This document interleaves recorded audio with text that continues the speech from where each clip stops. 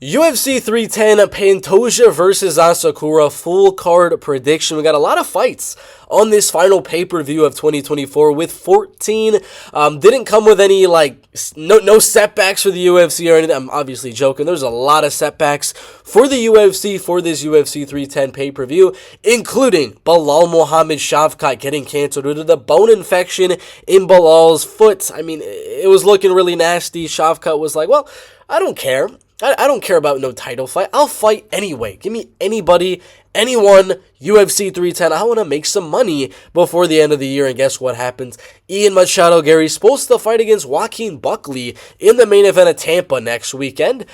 He says, well, you know, everyone doesn't want to fight Shavkat, especially on short notice. I'll fight him. Like, come on, make it an interim title fight. UFC said, no, we're not going to make it an interim title fight, but we'll make it a number one contender fight. Winner fights Belal in 2025 for the belt. So honestly, a great case scenario for that one. I couldn't see it going any other better way other than an undefeated matchup, which it did, which I really do like. Other cancellations on this card. Again, another number one contender fight type of thing. Tatiana Suarez, Verna Jandiroba. Tatiana pulled out of that one due to a small injury. With Vicente, Luque, and Nick Diaz get canceled. Diaz pulled out. Now Themba Gorimbo steps in. We had Lucas Brzezinski and Talison Teixeira get canceled. Now Kennedy and Zetshuku stepping in on short notice as the first fight of the night to fight Lucas Brzezinski. And then last but not least, Rizvan Kuniev, Martin Badai. Badai pulled out. Rizvan couldn't find a new opponent in time for this pay-per-view, and instead he's got another fight on another date. So that's basically all that happened. And then the last thing, not a cancellation for this card, but a cancellation for UFC 309 a few weeks back. And guess what? That was Chris Weidman, Eryk Anders. The day of the fight, it got canceled. Now they're going to be fighting on this pay-per-view at 195 pounds. I'm assuming they could probably weigh in at 196 with the pound allowance, you know, they don't have to make weight twice for 185, so they get a little bit of leeway there. But it is sort of a weird situation because you don't know how much the weight cut drained either man. And having to do two when you're only getting 10 pounds. 10 pounds is a lot. It is a lot. But if you're an MMA fighter, two weight cuts, even that close to each other, is a little bit detrimental. But it's a great card. UFC 310, Pantoja Asakura, one title fight, undefeated in the co-main. Gane versus Volkov. Winner probably fights Aspinall for the actual belt once John Jones retires. We got Bryce Mitchell. We got champs on the prelims. Aljamain Sterling on the early prelims, it looks like. Former champ Chris Weidman on the early prelims. And then a lot of other good prospects like Chase Hooper, Josh Van, Bryan Battle, Movsar, Evloev, Themba Gorimbo, and a few other title challengers like Dominick, Reyes, and things like that. So it's a great card. UFC 310. I do definitely look forward to this fight. I don't know what the heck was going on with my voice there. I didn't know what I was trying to say, but yeah. If you are new to the channel or if you're old to the channel, you've been here for a while, you know I haven't posted in a very long time. I just had my first semester in college, so it's been a little bit hard. I've been training a lot for my next fight, which is actually on the same exact day as UFC 310, Pantoja versus Asakura. But yeah, if you guys do want to help out the channel in any way whatsoever, we got a cool membership thing going on. For any of you guys that do want to sign up, it's going to be in the pinned comment down below, or it's going to be in the top of the description as well. It has all of my MMA bets. It has all of my boxing bets and things like that. For UFC, PFL, Bellator, whatever. It's got my rankings for every UFC fighter. Not just the top 15, not just a pound-for-pound list, but the entire UFC. I'm ranking everybody. If you want to check that one out as well. I got a prospect list for the best undefeated and up-and-coming fighters outside of the UFC. On the regional scene, I could see doing very well in the UFC and having a future. I got those guys ranked, the best guys in every weight class, and girls outside of the UFC. And then, the last thing, this is a big one right here, guys, so listen up. We have the inside scoop on fight announcements in the UFC. So these are when every fighter I possibly could know about, when they all want to fight. If somebody wants to fight at UFC 310, you'll know about it. If two fighters both have fights in the works for February, you guys will probably know that that's going to be the likely matchup and things like that. I had on the list Garry versus Shavkat Rakhmonov, which is happening on this card. I had that on my Inside Scoop announcement list like a week before the fight even happened, so you can get some news on fights and rumors and things like that way before they're actually announced to the public. So that's a huge perk as well. So a lot of things going for my membership, and of course, if you want me to add anything, just let me know, and I do want to make it the best it possibly can be. So that's what I have so far, all of my bets, my rankings, my prospect list, and the inside scoop on fight announcements inside the UFC. A lot of stuff on that membership show. Make sure to go and sign up for that one. Before we get into this one, in the UFC's heavyweight division, we're going to start from the bottom, make our way to the top on this full card. Prediction: Kennedy Nzechukwu and Lukas Brzezinski in the heavyweight division. Kennedy coming off his first win in the heavyweight division against Chris Barnett. I believe that was on short notice because he had multiple different opponent changes, but that was only 4 weeks ago, actually. Now he's going to be fighting about a month and a week later against Lukas Brzezinski. He is now stepping in on short notice. And although Lukas Brzezinski has been in the heavyweight division for longer than Kennedy Nzechukwu, and this is only Kennedy's second fight in the division, Kennedy's actually bigger than Lukas Brzezinski, which is very interesting. This is a very fun fight. Lukas originally was supposed to get clamored by Taliesin Teixeira. Now he's going to fight Kennedy Nzechukwu. Betting odds have Kennedy as a 5 or 6-1 favorite. Massive favorite here in the heavyweight division. I do have Kennedy Nzechukwu winning this fight by knockout in round number 2, but am I confident? Like minus 600 confident? No, I am not. I think that's kind of crazy. I do have Kennedy going out there, keeping it even on the feet in round number 1, using his height, using his reach, having Lukas come to him while Kennedy stays on the outside and lands kicks. And once Lukas comes into his range, that's where I think Kennedy is going to find his punches and knock out Lukas Brzezinski in round number 2. Again, these betting odds are insane. Kennedy lost to Ovi St. Preux, for crying out loud, got knocked out recently by Dustin Jacoby. Lukas does have decent power in his hands, so don't be fully sold on Kennedy Nzechukwu. Also, again, Kennedy's taking this on short notice. Come on, guys, don't bet on Kennedy. Whatever you do, don't do it. But I do have him winning by round 2 knockout. Clay Guida and Chase Hooper in the UFC lightweight division.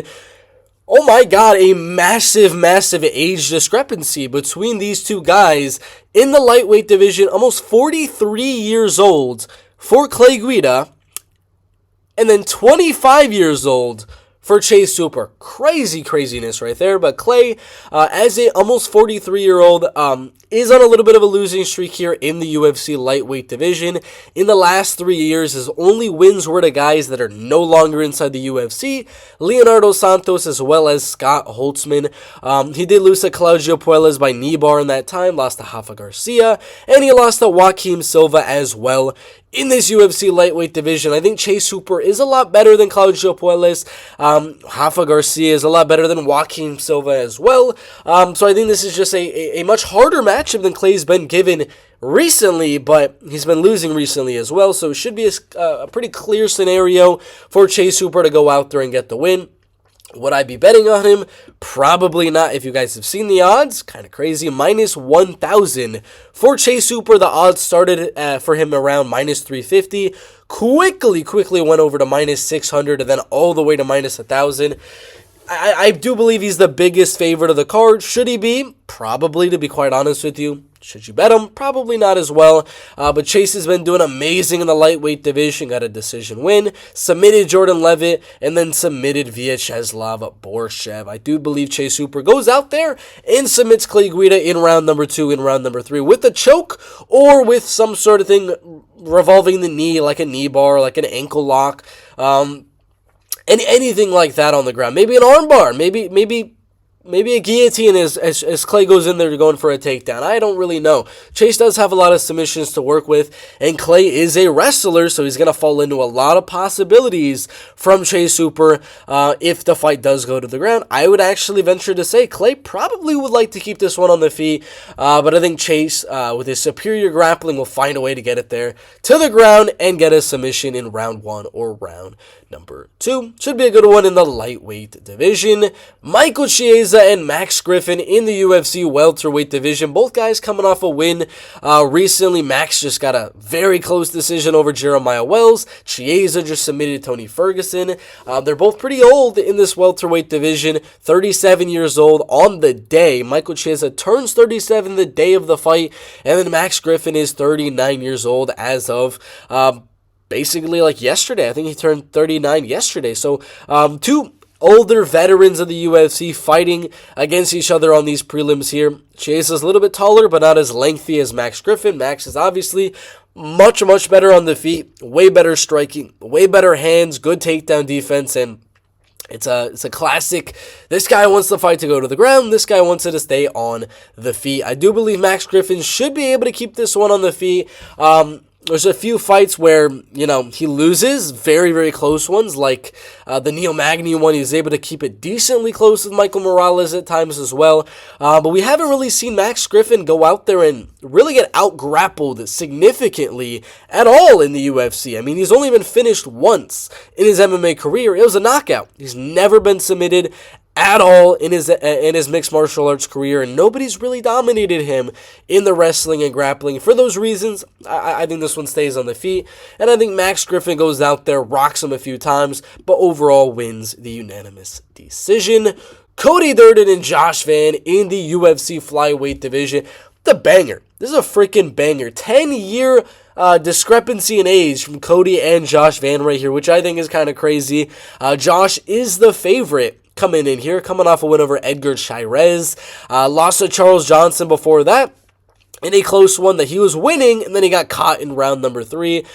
He was undefeated in the UFC before that, beating Kevin Borges, Zhalga Zhumagulov, and knocking out Felipe Bunes. Cody lost 2 in a row to Ciryl Bekov and Bruno Silva, but has great wins over Charles Johnson, unanimous decision, and a short notice submission on Matt Schnell.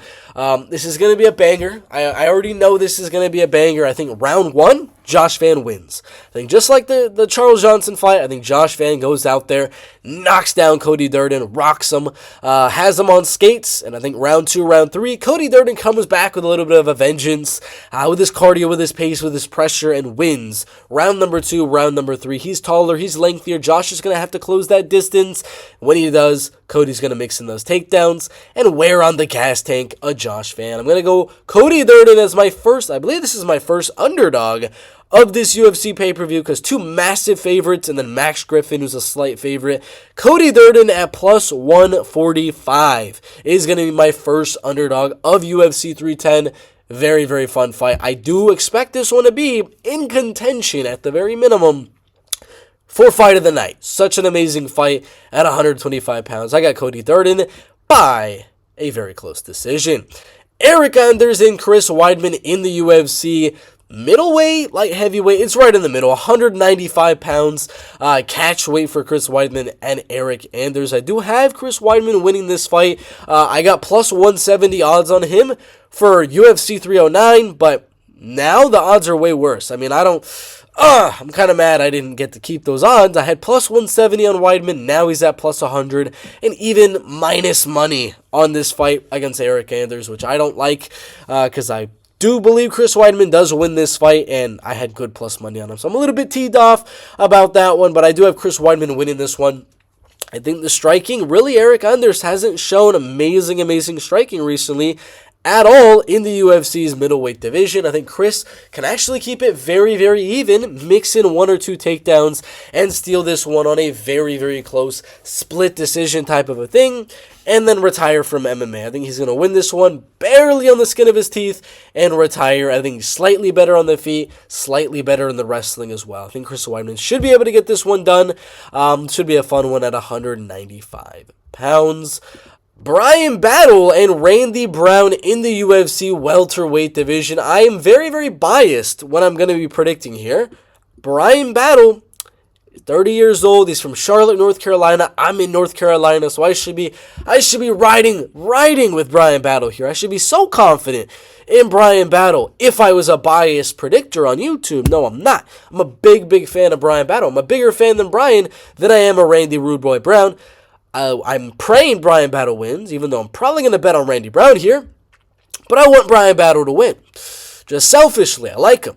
I'm a big fan of him, especially after his last fight. His AJ Fletcher win, his Gabe Green win, I was there live. Amazing wins there. Do I think he's going to win? No. I don't think he doesn't have the height or the reach as Randy Brown. It's not significant. Like, Randy Brown's not that much smaller than Bryan, or Bryan Battle's not that much smaller than Randy Brown when it comes to height and reach. But I don't think Bryan Battle is going to be able to do what he did against Kevin Jousset and really gas out Randy Brown with that crazy pressure. Bryan always eats shots coming in, and Randy's just a lot more elusive than Kevin Jousset. He's taller and lengthier than Kevin. He's going to make Bryan Battle eat a lot more punches coming in than a guy like Kevin Jousset was able to. He's going to defend whatever takedowns come his way from Bryan. I don't think this one's going to be... Bryan's not going to be able to wrestle or grapple Randy Brown, in my opinion, which is a little bit of what the game plan was for Bryan in his last fight. With Kevin Jousset, he's just not going to be able to do that or mix those in like he was trying to do in his last fight. This one's going to stay on the feet. I just think Randy Brown is a slightly better guy when it comes to the striking. Not by a lot, just by a little. But this is another big underdog I do have for UFC 310. He's at plus 179 is the best you're going to get him at. Pretty good odds there. I got Randy Brown by a 29-28. Very, very close split decision. Movsar Evloev and Aljamain Sterling in the UFC featherweight division. It's going to be a striking match for a little bit and then a takedown or two mixed in from both men. I think there's going to be attempts, at least, from both guys 2 or 3 times throughout this fight. I don't think Sterling's going to get any of those takedowns, but I think Aljamain might get taken down once or twice by Movsar Evloev, and I think Movsar's just got a little bit better striking. Aljamain, he's got decent kicks at range, the leg kicks, the body kicks, and just moving on the outside. But I think Movsar Evloev is a slightly better boxer, and I think he's going to land a little bit harder than Aljamain Sterling. I haven't really seen Aljamain hurt anyone with his striking. It's mainly with the kicks, but none of that really hurts his opponent. Movsar, I do believe, is going to still mix in a few of those takedowns, even if he's loose in the striking. I think the takedowns and a little bit of ground and pound can make it up for him as well. So, very close fight on the ground and on the feet. I am going to go Movsar Evloev to win this one by 29-28 decision. I think he's going to outstrike Aljo on the feet very slightly with the boxing. Stay away from all the big kicks of Aljamain Sterling. Get the takedowns. Hold him there just a little bit. Ground and pound as little as he possibly can. Obviously, he's going to do as much as he possibly can. But if he does too much, Aljo's going to get right back up. So not too much. I don't expect this one to be a barn burner. Amazing fight in the featherweight division.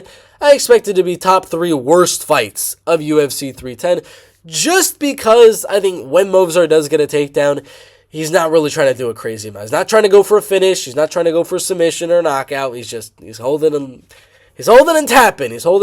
So, should not be a good fight, but I got Movsar Evloev by a close decision. Vicente Luque and Themba Gorimbo, short notice fight in the welterweight division. I'm going underdog. Ladies and gentlemen, Vicente is actually younger. He's actually younger than Themba Gorimbo. I don't know how that's the case. They're pretty similar height, pretty similar reach. A little bit taller, lengthier is Themba Gorimbo, but not by much. Themba is the favorite. Got submitted in his debut with a guillotine. Since then has 3 decisions and then 1 knockout over a guy that's like 0-3 in the UFC or 1-3 in the UFC. That's his only finish in the UFC. Luque, on the other hand, coming off a win over Rafael dos Anjos a year ago. Only losing to Joaquin Buckley, Jeff Neal, and the champ Bilal Muhammad. He also dorsed Michael Chiesa. That's like, come on, guys. Come on. Themba Gorimbo, when he goes in for those takedowns, he could get dorsed by Vicente Luque. That's 1. Number 2, Vicente's a better striker. Themba's not that good on the feet, and his gas tank is quite horrible as well. I think best case scenario, Themba wins round number 1, and Vicente still goes out there and beats him in round 2, round 3, with the Darce choke, outstrikes him on the feet, or knocks him out. I don't see how Vicente's the dog here. Maybe I'll see on Saturday when Themba goes out there and finishes Vicente Luque somehow, but I don't understand it. I have Vicente Luque winning. Plus 150 is the best you're going to get him at right now. Another dog for UFC 310. I got Luque. Let's go round 2, submission. Dominick Reyes and Anthony Smith in the light heavyweight division. I'm going to keep this one short and sweet. Anthony Smith, his grappling and wrestling is not going to work in this fight against Dominick Reyes. Style-wise, just not going to happen. This fight is going to stay on the feet. Dominick is just so far superior in the striking than Anthony Smith.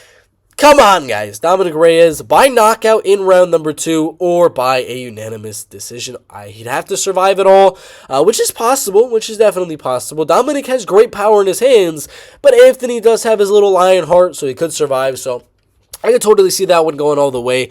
I get Dominick Reyes knocking him out in round number 2 or in round number 3, or the fight goes all the way. It's a late finish in this fight. It's not going to be early on. It's going to be a late finish or a decision win for Dominick Reyes. 30-27 is what I'm thinking. I don't think Anthony Smith is going to win a round here. He's not going to rock Dominick Reyes on the feet. He's not going to take down Dominick Reyes. Pretty easy win there, in my opinion, for Reyes. In the light heavyweight division, Nate Landwehr and Choi in the featherweight division. Another candidate right here for fight of the night for UFC 310. Nate Landwehr coming off a win over Jamal Emmers, lost to Dan Ige before that. Got a finish over Austin Lingo, fight of the year contender with David Onama, and then he submitted Ludovic Klein, who's a great contender outside of the UFC lightweight top 15. Oh my god, Nate Landwehr puts on some bangers. Choi also puts on some freaking bangers, like his fights with Cub Swanson, with Jeremy Stevens, Charles Jourdain, Kyle Nelson, Bill Algeo. These are all bangers in the UFC featherweight division. I don't expect a finish. I expect a 3-round war, and I think Nate Landwehr steals it on the judges' scorecards. 29-28, fight of the year contender. Right at the end of the year, it's going to be an amazing fight at 145 pounds. Bryce Mitchell and Kron Gracie also in the featherweight division. I got Bryce as one of my most confident picks of the card. He's a better striker. He's better, not in grappling. Kron Gracie is a very credentialed grappler. But when it comes to MMA grappling, where you're able to ground a pound, where you're able to just stay in the guard and not really do much but just hit your opponent, Bryce is way better. He's not going to get submitted by Kron from bottom, and Bryce could easily just defend whatever takedowns come his way and easily outstrike Kron on the feet. You saw what he was able to do to Edson Barboza a few years back, knock down Edson Barboza with crazy pressure and volume and takedowns. He could easily do that to Kron Gracie. I feel very confident on Bryce getting the win here. I'm going to go finish. I'm just kidding. I'm going to go decision. He didn't really have that crazy knockout power, and Kron always finds a way not to get finished. I don't know why. He just keeps pulling guard. So yeah, I got Bryce Mitchell by a 30-27 unanimous decision. Maybe 30-26. Let's throw that in there. 30-26 for Bryce Mitchell. Volkov's on a 4-fight win streak since losing to Tom Aspinall by submission. He knocked out Rosenstruck. He knocked out Alexander Rakhmonov. He submitted Tai Tuivasa. Then he beat Sergey Pavlovich in a 30-27 domination. He's 36 years old. He's taller, but not as lengthy as Ciryl Gane. Cyryl's going win-loss. He beat Derek Lewis, lost to Ngannou. He beat Tai Tuivasa. He lost to John Jones. Then he beat Sergey Spivak. Now he's going to lose to, no, maybe? I don't know. We shall see if he wins or loses to Alexander Volkov in this fight. His last one was an easy knockout against a guy that was stylistically built for him. Volkov versus Gane is going to be just like the first fight. Very technical striking battle between two really good strikers. And of course, still, I think Ciryl has that speed advantage to get inside where Sergey Pavlovich really didn't have that advantage. He just had power. He just couldn't get inside fast enough. Cyryl's going to be able to get inside fast enough because he's got that speed. And I got him just like the first time, winning by unanimous decision. 29-28, 29-28, and 30-27. Shavkat Rakhmonov and Ian Garry in the UFC welterweight division. I'm actually a person saying Ian Garry probably has like a 45% chance of winning here. I don't feel good. I don't feel really good about Shavkat Rakhmonov going out there and getting the win. But I do have him winning the fight. I have him by a decision here. His first decision ever in his mixed martial arts career. He'll be 19-0 after he beats Ian Garry here. He's not as tall, but he's more lengthy than Ian Machado Garry. He's not as fast as Ian Garry, but he's more powerful than Ian Garry, and has probably a better chin than Ian Garry as well. Shavkat gets hit with some big shots, doesn't get phased somehow. I don't understand how Rakhmonov eats the shots that he does with his chin up there like that, but Ian doesn't really have that crazy type of power to even knock him out in the first place. His last knockout was the head kick against D-Rod. He got Kron song, but that was a TKO. He doesn't really have any like knockout type of things. And of course, striking is going to be very, very even, with Shavkat having the power, Ian having the speed. But like always, Shavkat has that kind of it factor where he can grapple. He can grapple whenever he wants to here against Ian Machado Garry. Just take the fight to the floor whenever he really needs to and just ground a pound and go for a submission on Ian Machado Garry. So I do have Shavkat doing that, keeping it as even as he possibly can on the feet, mixing in some clinch, mixing in some grappling and some ground game, and slightly edging this one out 48-47, 48-47, and 49-46 for a clear but close unanimous decision. I think he'll get close on a knockout on Ian Machado Garry with a little bit of ground and pound, but I think Ian will survive, hold that guard a little bit for the next round, and hang on to lose a decision. Should be a fun one at 170 pounds. Pantoja versus Asakura in the main event. I'm feeling good about Pantoja winning this fight. If you look at Asakura's career, he's a bantamweight moving down. He lost to Hiromasa Ugi Kubo. Oh my god, my Japanese is horrible. He lost to him like 3 years ago, and then won 2 fights in a row over a veteran with 10 losses, and then Juan Archuleta, who's a former Bellator champion, is able to knock him out. Now he's coming over to the UFC to fight Pantoja in a main event for the flyweight belt. Obviously, Kai's going to be a little bit bigger. He's going to be taller and lengthier and things like that.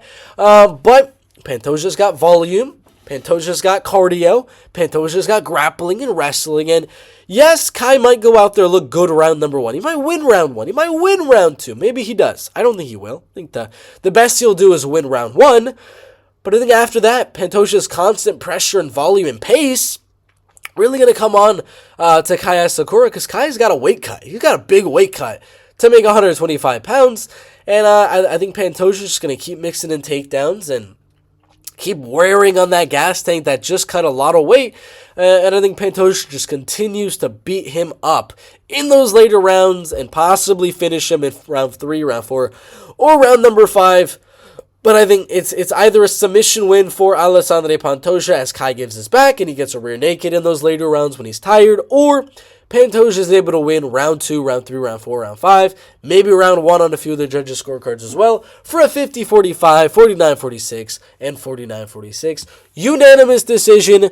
That's my prediction there. I got Pantoja dominating those later rounds en route to a unanimous decision or a rear naked choke submission. Should be a good one at 125 pounds.